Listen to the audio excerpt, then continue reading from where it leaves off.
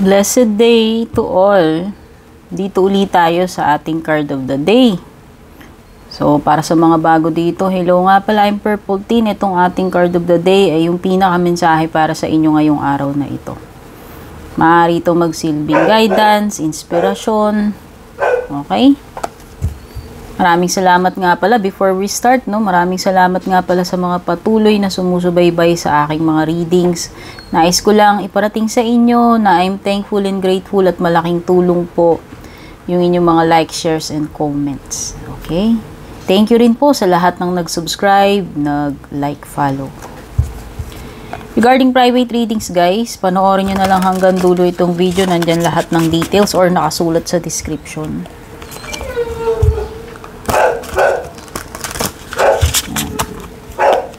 So, anong oras na po dyan sa inyo? So, during the time of filming, habang ginagawa ko po ito, umaga po dito. Okay, so good morning sa mga kapareho kong time zone or kung natsyempuhan mo to ng umaga. Blessed day to all. Good morning. Good morning, good noon, good afternoon, good evening. Yan, depende kung nasaan po kayong lugar. Tignan na natin kung tayo isa, no, as a message or guidance.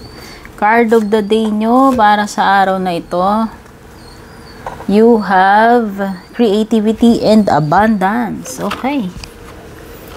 Maaaring ikaw ay earth sign, Taurus, Virgo, Capricorn, or yung person na makakaharap mo, makakadil mo is a Taurus, Virgo, Capricorn. Okay, based dito sa card mo, no, tinatawagan ka. Oh, now is the time daw na ikaw ay, simulan. Kung ano man yung dapat mong simulan. Now is the time to create. Kung ano man yung gusto mong i-create, ano man yung gusto mong gawin. Now is the time para kumilos and to make it happen. Kung ano man yung goal mo, yung pinaka-dream mo, yung gusto mong ma-achieve. Okay? Now is the time to work on your dreams or goals, dear one. Okay? Ito yung araw na meron kang ma-accomplish. Oh, so seize the day. Ibig sabihin, make the most of it. Gamitin mo tong araw na to na maging productive. Okay? Yan yun, ito na yun, or itong panahon na ito, itong week na ito, itong month na ito, itong year na to, pero itong araw na to, kasi card of the day pinag-uusapan natin. Meron kang kakayahan ngayong araw na to na ma-accomplish yung dapat mong ma-accomplish, matapos yung dapat mong gawin, or meron kang ma-achieve. Okay, so ito yung araw ng this is also the time or day na kailangan mong mag-reach out sa iba, makipagtulungan, makipag-teamwork, makipag-collab, o baka may mga nakaschedule kang collaborations, projects. Oh, it means teamwork, unity. Okay? Mas marami kayo, mas mabilis nyo ma-accomplish. Okay, ito rin yung araw na maaaring ang dami mong nai-imagine gawin ngayon. Very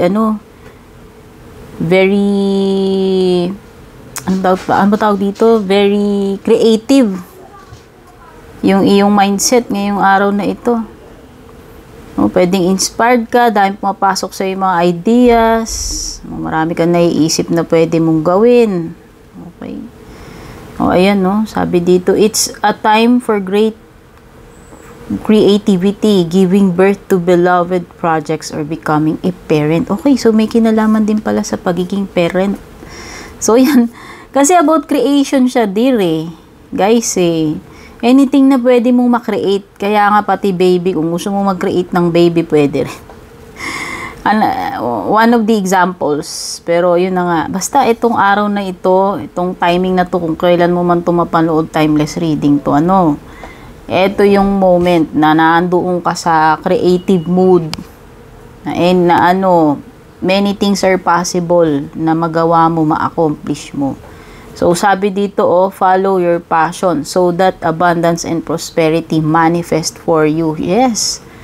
naniniwala ako na hindi kusang lalapit sa'yo yon. Yung datong, yung abundance, prosperity. O dapat tayo ay positive mindset, grateful, para maka-attract tayo ng blessings. And of course, hindi mangyayari yung mga goals natin, dreams natin, kung wala tayong gagawa, kung hindi tayo a-action. Okay, yun eh. Susundutan mo siya ng action. Siyempre, may mga pangarap ka, may mga goals ka, dreams ka, hopes, mga pinagdarasal mo. Pero siyempre, kailangan din ng yun. Ano ba tawag dito? Kumbaga sa school, kailangan ng practical. Kailangan ng output, kailangan gawin. Ano ba tawag doon? Nakalimutan ko na di ba? Pero, ibig sabihin lang, kailangan aksyonan natin, kilusan natin yan. Okay, eto na. Eto na yung araw ng creativity, abundance para sa'yo. So, i-maximize mo itong araw na to. Sabi ko nga, make the most of it, na may magawa ka, may ma-accomplish ka, maging abundant, maging productive itong araw mo. So, ayan. Maraming salamat, everyone, sa drop by para manood ng aking reading at hangad ko na magbigay ng kaliwanagan sa inyo, guidance itong ating reading. Love you all. Take care. God bless. Babush.